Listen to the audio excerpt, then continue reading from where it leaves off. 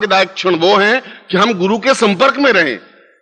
और गुरु के संपर्क में तब रह सकते हैं कि जब जीवित और जागृत गुरु हो। अरे के नसीब में ऐसी बात नहीं हो सकती। हो सकता है कि आज से 40 साल बाद कोई पीढ़ी पैदा होगी, उनको ऐसा गुरु शायद नहीं मिल पाएगा और कोई बातचीत मिल पाएगी, क्योंकि जीवित और जागृत गुरु खतरनाक भी होता है। वो तुम्हें डांट भी लेगा, वो तुम्हें कहेगा ऐसा नहीं, ये गलत है, ऐसा नहीं करोगे, और तुम्हारे अहंकार को चोट पहुंचेगी कि गुरुदेव कमाल है, इनको क्या जरूरत है कि हम ऐसा करें, ऐसा नहीं करें, कि हम जो कुछ कर रहे हैं वो सही कर रहे हैं, बस खत्म।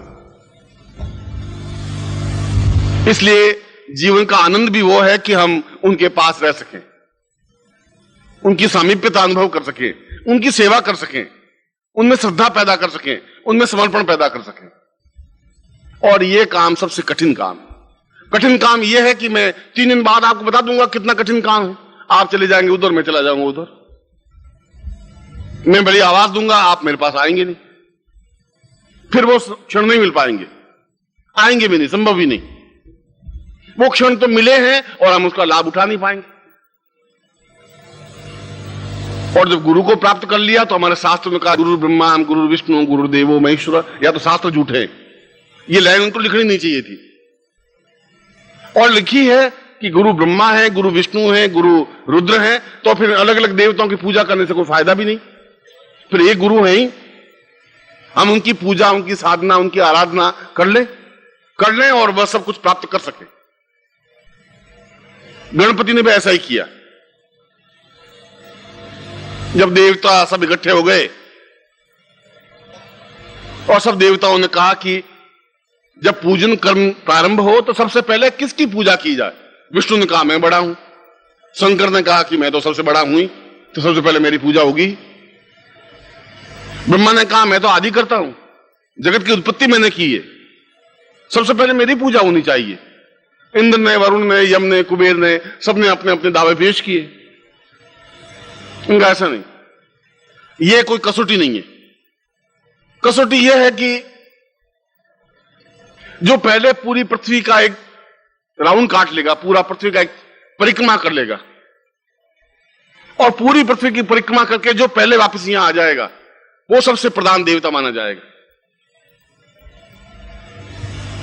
और जब भी पूजन क्रम होगा देवताओं में, दैत्यों में, राक्षसों में, मनुष्यों में, तो सबसे पहले पूजा उसी की फिर होगी। लोगों से तो ये क्या बात बड़ी बात है? जिनके पास जो वाहन था उन वाहन को लेकर के उड़े, कोई गरुड़ के ऊपर बैठ करके उड़ा, कोई सरस्वती के ऊपर रह करके उड़ा, किसने, कोई किसी के पास कुछ वाहन था, किसी के पास कोई वाहन था, दौड़े। अब बेचारे गणपति रह गए नीचे, उनके पास चूहा। अब चूहे पे बैठ करके वो इस ब्रह्मांड का पूरा कब तो परिक्रमा करे और कब पहुंचे, वो खड़े खड़े सोचते रहे, साला ये तो बड़ी गड़बड़ हुई, ये कसौटी क्या रखी, मेरा नाम तो बैठ ही नहीं सकता इन देवताओं में। फिर उनके मन में एक विचार आया, चिंतन आया कि शास्त्रों में कहा है कि ब्रह्मांड वै वदताम वतम गुरु वै सदाम सदाम सद सदाम वतम परेव। पूरा ब्रह्मांड तो गुरु में सामीप्य है। जब गुरु को ब्रह्मांड कहा ही गया है तो अगर शास्त्र सही है तो फिर गुरु में पूरा ब्रह्मांड, पूरा पृथ्वी अपने आप में समाहित है। आज इस बात का निर्णय हो जाएगा कि वास्तव में गुरु में पूरी पृथ्वी, पूरा ब्रह्मांड समाया हुआ है या नहीं है। और वे कुछ ही दूरी पर गुरु बैठे हुए थे, उनके गुरु के चारों ओर परिक्रमा की, और परिक्रमा करके आकर के उस जगह जाके बैठ गए सबसे पहले। अब लोग तो बेचारे उड़ रहे थे, भाग रहे थे, दौड़ रहे थे, उन्होंने बस उसकी परिक्रमा करके आकर के बैठ गए। अब जहां जहां भी वो गरुड़ जा रहा है, वरुण विष्णु का, उन देखा चूहे के आगे आगे पैर दिखाई दे रहे हैं। समान है, ऐसा चूहा इतना सारा कैसे दौड़ के चला गया? और गरुड़ को तेज दौड़ाए, शिव जी ने बैल को दौड़ाया, मार उसकी पूंछ पकड़ी, तुम दौड़, तेजी से दौड़, गुआर। अब जहां भी देखे आगे उनके पैर, चूहे के पैर। और घूम घाम करके वापस आए तो गणपति बैठे हुए। एक देवता आए, दूसरे आए, चौथे आए, 8वें आए, 10 आए, ऋषि एकत्र हुए। उन्होंने कहा कि हमने परिक्रमा कर ली है। सबसे पहले विष्णु आए, फिर महादेव आए, फिर ब्रह्मा आए, फिर इंद्र आए, फिर वरुण आए। ऋषि ने पूछा कि एक बात हमें पूछनी है कि आपको मार्ग में कुछ दिखाई दिया? उनका कि दिखाई तो क्या दिया, हम तो बहुत तेजी से भागते रहे, मगर चूहे के पैर सेट दिखाई देते रहे। ये हमें आश्चर्य है थोड़ा, और आश्चर्य है कि पूरी पृथ्वी की परिक्रमा जहां जहां भी गए उनको हमें देखते ही रहे। देवताओं ने कहा कि पूरी पृथ्वी की परिक्रमा तो गणपति ने सबसे पहले की है, क्योंकि आपने खुद ने अनुभव किया, इस बात को देखा है, और आपको ध्यानस्थ होकर देख लें कि क्या उन्होंने ब्रह्मांड का पूरे पृथ्वी का चक्कर लगाया है कि नहीं लगाया है। और विष्णु ध्यान में बैठे, रुद्र ध्यान में बैठे, ब्रह्मा ध्यान में बैठे, इंद्र बैठे, उन्होंने देखा कि वास्तव में पूरे ब्रह्मांड का एक परिक्रमा करते हुए गणपति उस स्थान पर आकर के बैठे। उन्होंने हाथ जोड़ के कहा वास्तव में गणपति हमसे सबसे सर्वश्रेष्ठ है, क्योंकि उन्होंने पूरे ब्रह्मांड का एक चक्कर हमसे पहले लगाया है। और उसके बाद से गणपति को सबसे पहले पूजन होने लगा। जहां भी कोई पूजन क्रम होगा, शादी होगी, विवाह होगा, कोई कार्य हो, शुभ हो, तो गणपति का पूजन पहले होता ही है, क्योंकि वे विघ्नों का नाश करने वाले हैं, समस्याओं का समाधान करने वाले हैं। तुम्हारे पास पैसा है पर विघ्न है, समस्या है, तो पैसा कोई काम का नहीं। तुम्हारे पास पत्नी और पुत्र है और तुम खुद बीमार हो, पड़े हो खाट पर और आंसू बहा रहे हो, तो पत्नी और पुत्र क्या करेंगे? खड़े हो जाएंगे, पंखा लगा देंगे और तुम्हारे पास एक नर्स का इंतजाम कर देंगे, ज्यादा से ज्यादा फिर करेंगे। दर्द तो तुम्हें भोगना पड़ेगा ना, समस्याएं तो आपको भोगनी पड़ेंगी।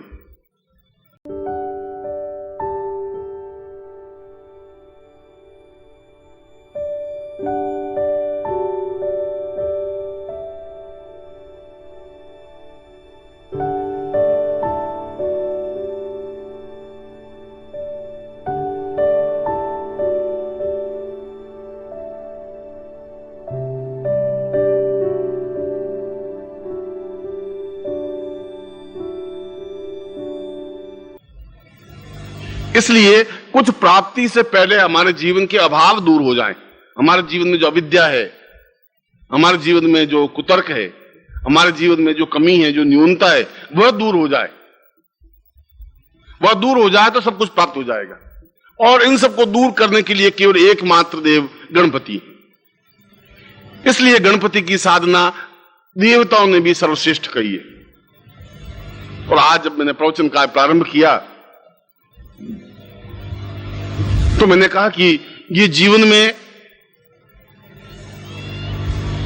आपको 2-3 चीजों की आवश्यकता है, बहुत लंबी चौड़ी आवश्यकता है ही नहीं।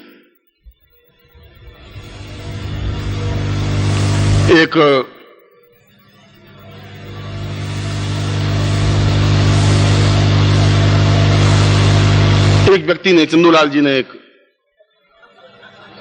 तपस्या की। उन्होंने सोचा कि अब एक साधना कर ही लेते हैं सारे। साधना की तो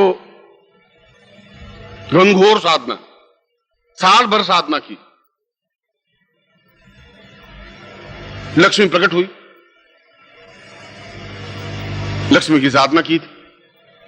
लक्ष्मी ने कहा बोल क्या मांगता है, क्या इच्छा है, एक वरदान दूंगी, जो कुछ मांगना है मांग दे। चंदूलाल जी ने सोचा अब प्रॉब्लम्स तो बहुत हैं, 20-25। अब ये खड़ी होकर के कह दिया एक प्रॉब्लम, एक समस्या से कैसे काम नहीं उठेगा, ऐसे तो मामला बैठेगा नहीं। उसने कहा कि ऐसा करिए आप, वो तो सही है, मैं कल आपसे वरदान मांग लूंगा, एक 24 घंटे का टाइम और दे दीजिए।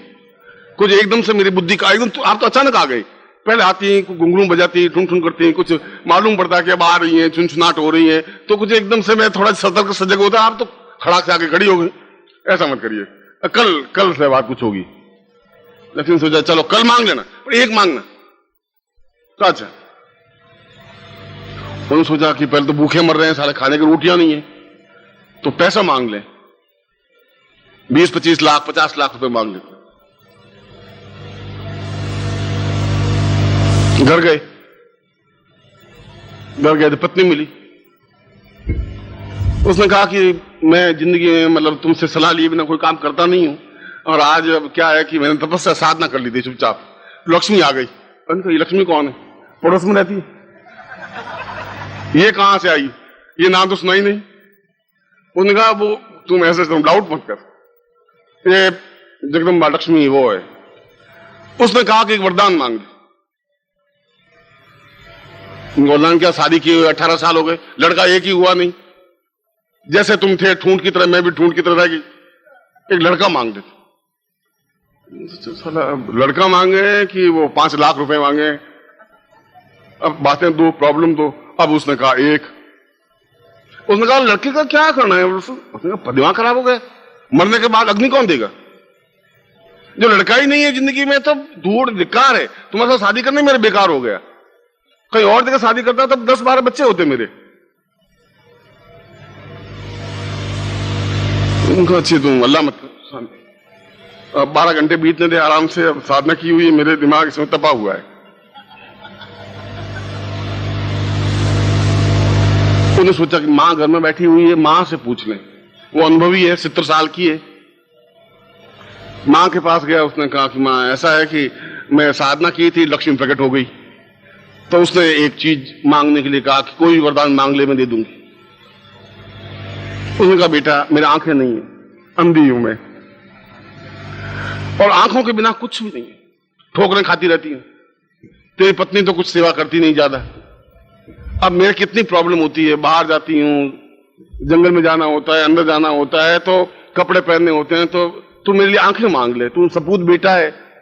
इनका लो ये सारी बेटा मांगे, अब इसकी आंखें मांगे। जितने कर्जदार आ गया, उसने कहा भाई चंद्रलाल क्या हुआ, वो साला पैसा देना है कि नहीं देना है, क्या हुआ? तो 8-10 घंटे और ठहर जाए। अब वो सब कुछ और बैठे बैठे सोचने लगा।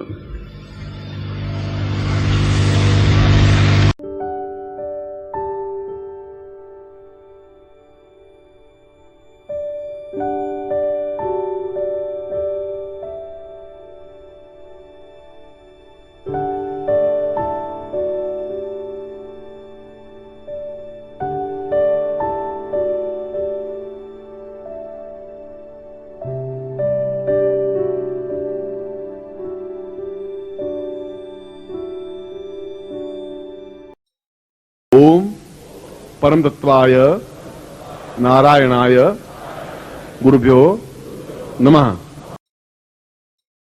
ओम ह्रीं मम प्राण देह रोम प्रतिरोम चैतन्य जाग्रय ह्रीं ओम नमः।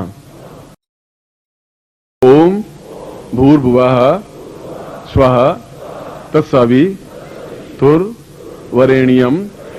भर्गो देवस्य धीमहि धियो यो नः प्रचोदयात्।